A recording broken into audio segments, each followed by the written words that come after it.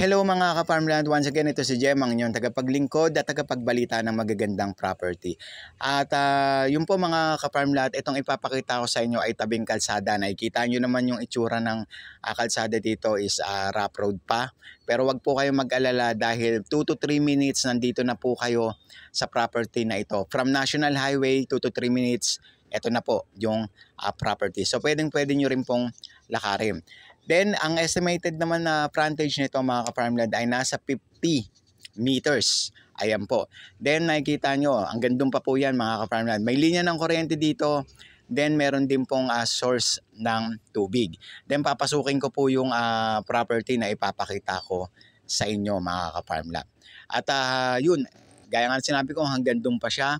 So, maganda po ito dahil naka-frontage po sa barangay road nila. Eto, dito magi-start yung property mga ka-farmland, yung puno po na yan, ano. Then papasukin ko para makita po ninyo yung itsura. At para naman po sa mga bago namin viewers, huwag niyo po sanang kalimutan mag-subscribe at pindutin na rin ang notification bell para lagi po kayong updated sa mga latest videos po namin. Eto mga ka-farmland, yung lupa po na ito, ang itsura niya ay flat po siya. Siguro mga 8 metro lang po yung pagka-flat niya. Then pababa na po siya. Then sa baba naman po is flat. Meron din pong sapa doon sa baba. Hindi ko na kasi binaba ito mga ka-farmland kasi medyo masukal. Alam niyo naman, delikado dahil baka mamaya may ahas dito or kung ano man, ano. Then ayan po, may overlooking kayong makikita dito once na nilinis po ninyo yung paligid na ito.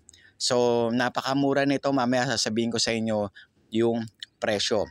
Then, pag-usapan natin mga ka-farmland yung estimated travel time o yung pagbiyahe nyo simula Manila hanggang dito sa lugar na ito ay nasa 3 to 4 hours lang, ano? 3 to 4 hours lang.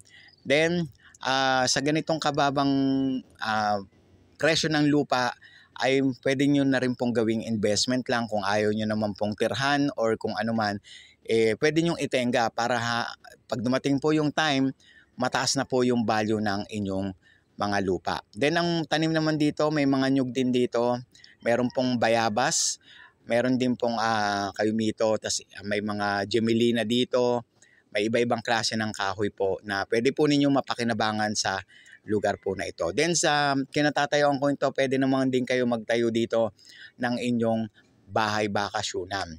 Then at yun, adventure camp, camping site, pwede rin ninyong gawin ito dahil pababa nga po yung lupa. Naka-elevated po talaga siya, medyo mataas. Pero meron naman tayo makukuha mga libreng panambak dito sa area na ito. Mag-hire lang po kayo ng tawag dito ng mga truck. Then, pag-usapan na po natin mga ka-farmland kung yung total area nito is 1.3 hectares. Ang presyo naman po nito mga ka-farmland ay kalahating milyon. So sa kalahating milyon meron ka ng 1.3 hectares na lupa. So ang gawin nyo, tengan nyo lang kung ayaw nyong tumira dito o kung ano man, ano. Depende na po sa inyo mga ka-farmland. Napakamura po nito. Ito na po yata yung nakita ko na malaking lupa pero murang-mura lang po. So ano pang inaantay ninyo mga ka-farmland? Tawag lang kayo dyan sa mga numerong naka-flash dyan sa inyong mga screen at mag-set tayo ng tripping.